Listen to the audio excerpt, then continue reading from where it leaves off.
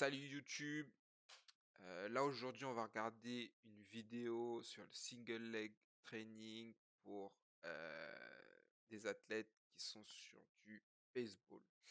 Donc ils sont sur une séance unilatérale, surtout avec de l'isométrie. Donc voilà, si la vidéo vous a plu, n'hésitez pas à liker, commenter et à vous abonner s'il vous plaît, c'est très important. Merci à vous. À vrai dire, je pense que c'est un débutant. Même sur sa façon de réceptionner, c'est un peu brouillon. Ouais, il a tendance à s'écraser. Au lieu de retomber et de réagir, il a tendance beaucoup à s'écraser. Donc, à voir. Mais tout débutant, franchement, on commence toujours quelque part. Donc, ça peut que aller mieux en fait. Si vous continuez à vous entraîner, ça peut que aller mieux. Si votre coach est bon, s'il fait n'importe quoi, c'est sûr que peut y avoir des problèmes, quoi. Donc là, ils sont sur du single leg jump. Donc ouais, le thème de la séance, de toute façon, c'est single leg. Donc il met de la plio et il met des exercices de jump et de renfort, quoi. Après, je suis pas super fan des, vous voyez, les single leg split squat, mais tu sais, les petites fentes qu'ils ont fait. Après, c'était couplé à un autre exercice, donc pourquoi pas à la limite pour essayer d'avoir une sorte de transfert sur cet exercice.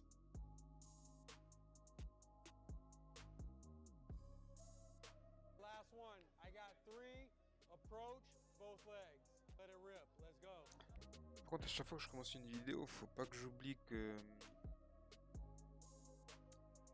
je dois faire une intro et une fin, parce que c'est aussi pour YouTube les vidéos.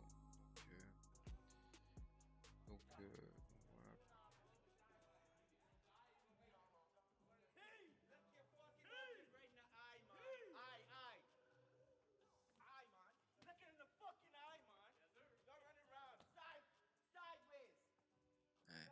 Comme d'habitude avec les athlètes, il faut un peu de compétition, sinon c'est pas drôle.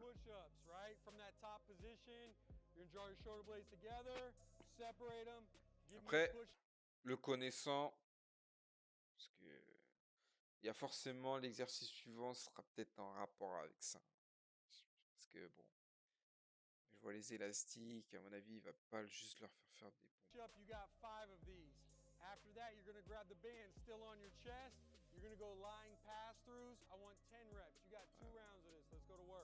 Mais par contre, celui-là, je vois pas. Bien, pas mal celui-là. Parce que j'allais dire, pourquoi il fait de la mobilité comme ça? Mais pas mal l'idée de l'élastique sur ça.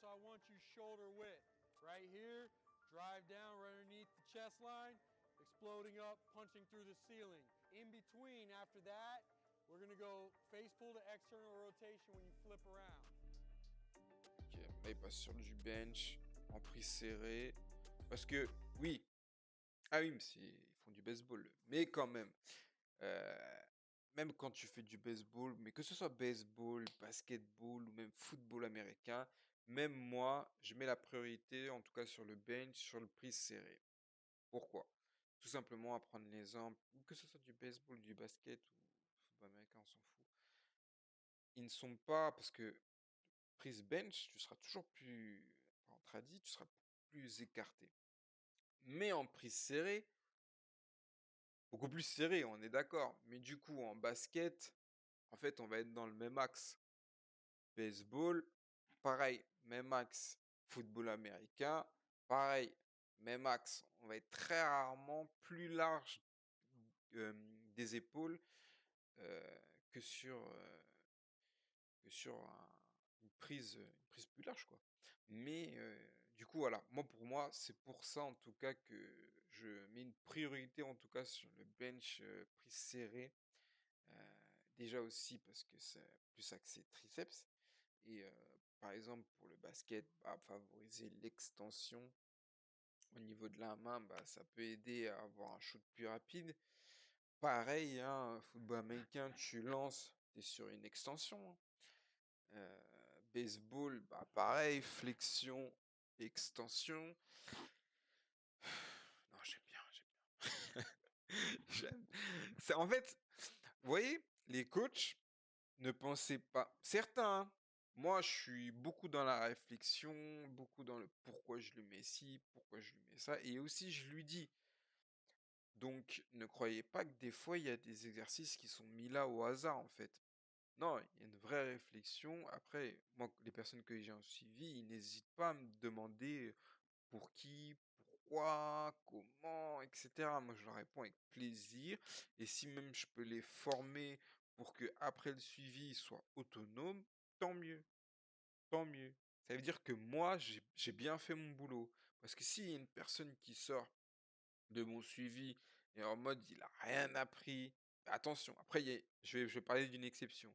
S'il a rien appris, si s'il n'a pas après pas performé, ça sera jamais le cas, c'est impossible. Sauf s'il va pas aux séances.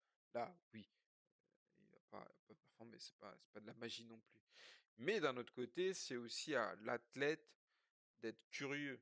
C'est pas que seulement au coach de lui parler comme si tu parlais à un mur, quoi. Parce que le mur, il va pas te répondre. Et là, c'est pareil. Il faut que l'athlète soit curieux et voilà. Sinon, bah, ça va dans les deux sens. Sinon, ça fonctionne pas forcément. Donc voilà. Un peu de face pull élastique, bien, mais l'élastique pour moi, il était trop haut. Il faut que vraiment sur l'élastique, la trajectoire en tout cas, vise le muscle que tu veux solliciter. Après, il a dit c'est la, la rotation externe qui souhaite. Mais moi, je l'aurais mis un peu plus bas, mais ça ne concerne que moi. Putain, il a encore des gants. On dira rien, les gens, on dira rien. Ceux qui ont des gants, vas-y, bref. C'est bien qu'il fasse ça, mais c'est dommage que chaque athlète n'a pas quelqu'un derrière pour compter le nombre de secondes qu'ils tiennent. Comme ça, ils peuvent le noter dans un calepin et avoir vraiment une base d'entraînement sur l'isométrie. Parce qu'une personne qui tient 4 ou 5 secondes, et une personne qui en tient 12 ou 13 va pas avoir la même programmation, forcément. Donc c'est dommage. Ouais, c'est dommage. C'est quali, hein. Franchement, la séance est vraiment quali, hein. Pour les athlètes, en tout cas, c'est propre, hein.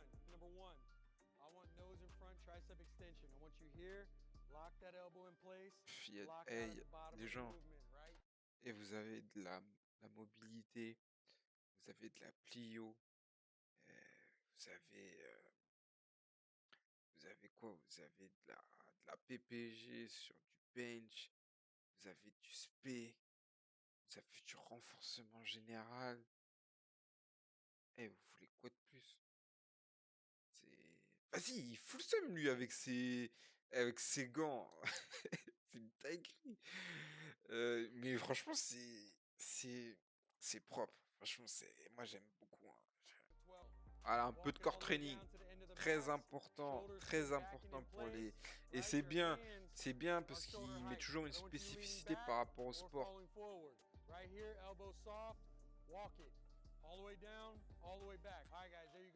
Fin de cette vidéo. Non, franchement, c'était vraiment cool, hein.